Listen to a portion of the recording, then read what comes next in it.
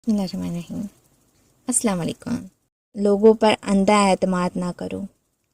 آپ اس کہانی کو تھوڑے جذباتی انداز میں دیکھ سکتے ہیں۔ اس میں دل چھو جانے والی کہانی بتائی گئی ہے۔ تو چلتے ہیں ویڈیو کی جانب۔ اس کا عنوان ہے اندھا اعتماد، ایک تل حقیقت۔ کہانی کا آغاز شروع کرتے ہیں۔ ایک چھوٹے سے گاؤں میں ایک لڑکی رہتی تھی جس کا نام عائشہ تھا۔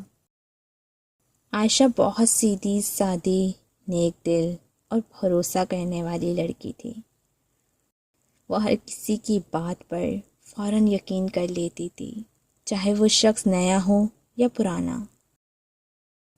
اس کے ماں باپ ہمیشہ اسے کہا کرتے تھے، بیٹا زمانہ بہت بدل گیا ہے، ہر کسی پہ اندھا اعتماد نہ کیا کرو۔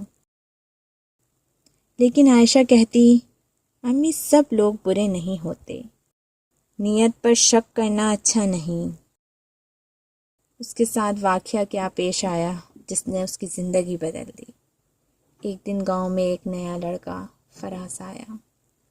وہ بہت خوش اخلاق، ہمدرد اور باتونی تھا۔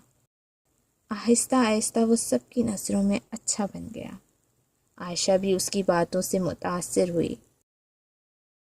فراز نے ایک دن عائشہ سے کہا، میرے والد کی بہت طبیعت خراب ہے، دوا کے لیے پیسے نہیں ہیں، تم اگر تھوڑا قرض دے دو تو میں جلدی واپس کر دوں گا۔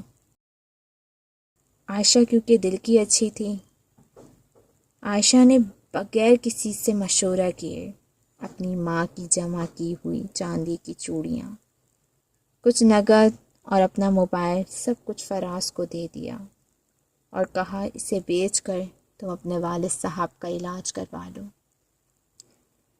اگلے دن فراز غائب تھا۔ خاندان کا رد عمل یہ تھا کہ جب وہ فراز غائب ہو گیا تو عائشہ نے گھر میں سب کچھ بتایا۔ ماں کا چہرہ زرد ہو گیا اور باپ خاموش ہو گیا۔ ماں نے آہستہ سے کہا، ہم نے تمہیں سمجھایا تھا، دنیا میں ہر چہرے کے پیچھے سچ نہیں ہوتا۔ باپ نے کہا، اعتماد کرنا غلط نہیں، لیکن بغیر پرکھے اندھا اعتماد کرنا حماقت ہے۔ نتیجہ یہ ہوا کہ عائشہ کے دل کو بہت صدمہ پہنچا۔ اس نے سیکھا کہ ہر مسکراہٹ کے پیچھے نیک نیتی نہیں ہوتی۔ اس کے بعد وہ زیادہ سمجھدار ہو گئی اور کسی پہ بھروسہ کرنے سے پہلے غور و فکر کرنے لگی۔